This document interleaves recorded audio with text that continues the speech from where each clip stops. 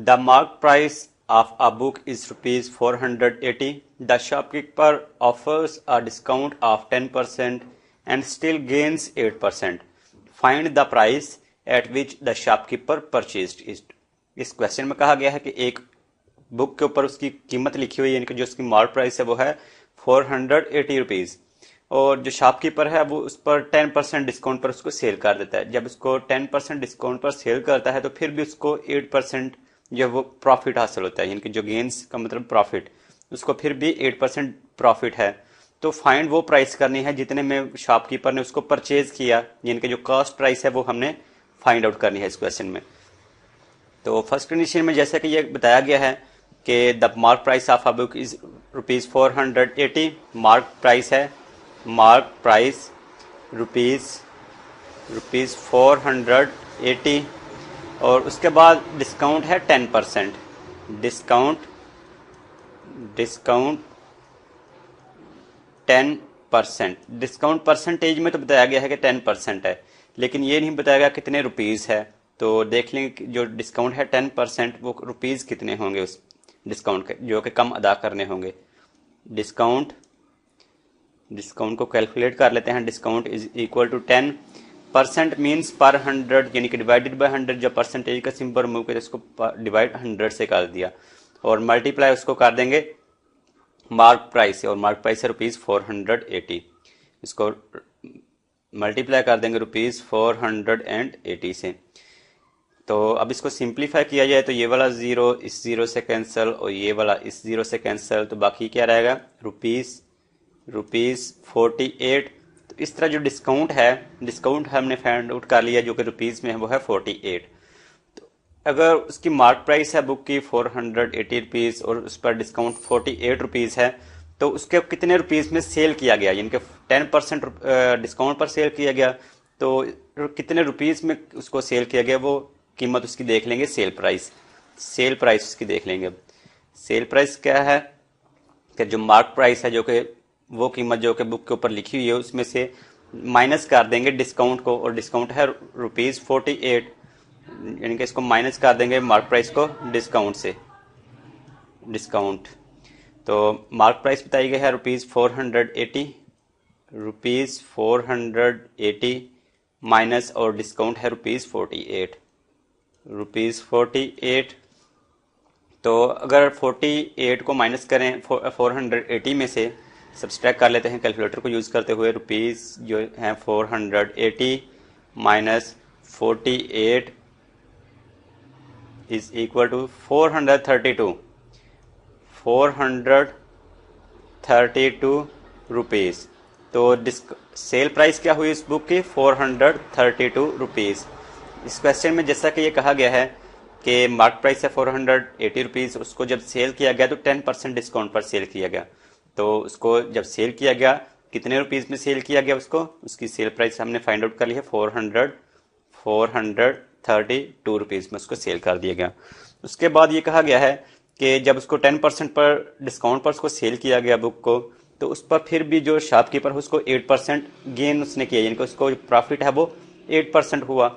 तो इस कंडीशन को अब हम सॉल्व कर लेंगे। प्रॉफिट है, इसमें प्रॉफिट बताया गया है प्रॉफिट 8%, और जबकि हमने ये कैलकुलेट कर ली है सेल प्राइस हमने कैलकुलेट कर ली है रुपीज 432। और इस क्वेश्चन में हमसे कहा गया कि परचेज प्राइस फाइंड आउट करनी है, यानी कि वो प्राइस जितने रुपए में वो बुक शॉपकीपर ने खरीदी वो हमने प्राइस फाइंड आउट करनी है। तो परचेज प्राइस यानी कि कॉस्ट प्राइस जो है वो हमने फाइंड आउट करनी है, कॉस्ट प्राइस हम मालूम कर लेंगे। तो जैसा कि हमें पता है ये प्रॉफिट में बात हो रही है, प्रॉफिट है 8%, इसलिए प्रॉफिट का फार्मूला लिखेंगे। Profit is equal to, profit कब हासिल होता है जब सेल प्राइस ज्यादा हो और कॉस्ट प्राइस कम हो, इसलिए sale price minus cost price. तो उसके बाद हमने ये देखना है कि हमने मालूम क्या करना है। यहाँ पर जैसा कि हमें पता है कॉस्ट प्राइस फाइंड आउट करनी है, इसलिए इसको इक्वालिटी की साइड पर मूव कर देंगे और बाकी को दोनों टर्म्स होंगे उनको इक्वालिटी की दूसरी साइड पर। तो यहाँ पर कॉस्ट प्राइस फाइंड आउट करनी है, इसलिए इसको लेफ्ट साइड पर मूव करेंगे। तो इधर माइनस का है कॉस्ट प्राइस, दूसरी साइड पे आके प्लस का हो जाएगा cost price is equal to, यहाँ पर सेल प्राइस बताई गई है, और ये जो प्रॉफिट है इसको भी लेफ्ट साइड पे ले आएंगे। तो इधर प्रॉफिट प्लस का है, दूसरी साइड पे जाके नेगेटिव हो जाएगा प्रॉफिट। अब अगर इनकी यहाँ पर वैल्यूज पुट की कर दी जाए तो कॉस्ट प्राइस तो हमने फाइंड आउट करनी है, इसका हमें पता नहीं है, इसलिए हम सपोज कर लेंगे ये है एक्स इज इक्वल टू, और सेल प्राइस बताई हमने कैलकुलेट की रुपीज 432 माइनस, और प्रॉफिट है 8%। 8% किस में से? 8% ऑफ कॉस्ट प्राइस। जो प्रॉफिट हो या फिर लॉस हो उसको हम कॉस्ट प्राइस में से कैलकुलेट करते हैं। तो x is equal to rupees 432 minus 8% means per 100 यानी कि डिवाइडेड बाय 100, और of means multiply cost price को हमने अभी ये फर्ज किया ही है x से इसको ज़रब कर दिया। इसके बाद हम जो x वाली जो वैल्यूज हैं इनको इक्वालिटी की एक साइड पर और बाकी को दूसरी साइड पर मूव कर देंगे। तो यहाँ पर x है, इसलिए जो राइट साइड पर जो सी x वाली जो वैल्यू है इसको भी इधर ले आएंगे। इधर है x वाली है -8/100 और साथ x मल्टीप्लाई हो रहा है। जब इसको लेफ्ट साइड पर मूव करेंगे तो ये नेगेटिव है, इधर दूसरी साइड पे जाकर पॉजिटिव हो जाएगा। 8 के साथ x मल्टीप्लाई हो रहा है, 8x/100 is equal to rupees 432।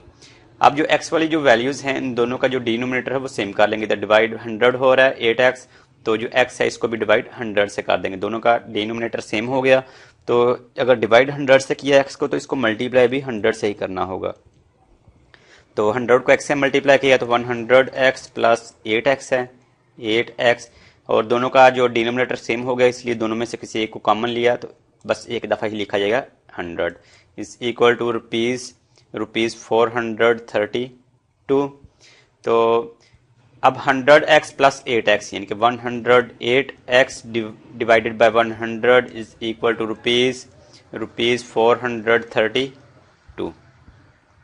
अब हमने यहाँ पर बस x की वैल्यू फाइंड आउट करनी है, क्योंकि हमने कॉस्ट प्राइस फाइंड आउट करनी है और कॉस्ट प्राइस को हमने कॉस्ट प्राइस की जगह लिखा है x, तो x की वैल्यू फाइंड आउट करेंगे, हमें कॉस्ट प्राइस यानी कि परचेज प्राइस का पता चल जाएगा। तो x के साथ जो दूसरी जो नंबर है साथ उनको बराबर के दूसरी साइड पर मूव कर देंगे। पहले जो डिवाइड 100 हो रहा है इसको उधर ले जाएंगे, तो यहाँ पर रह जाएगा 108 और साथ x is equal to rupees 432। ये डिवाइड हो रहा था इधर 100, दूसरी साइड पे जाके मल्टीप्लाई हो जाएगा। और इसी तरह जो x के साथ 108 है इसको भी दूसरी साइड पे मूव करेंगे तो यहाँ पर x रह जाएगा, और रुपीज 432 मल्टीप्लाई बाय 100, और जो 100 x के साथ मल्टीप्लाई हो रहा था दूसरी साइड पे जाके डिवाइड हो जाएगा 108।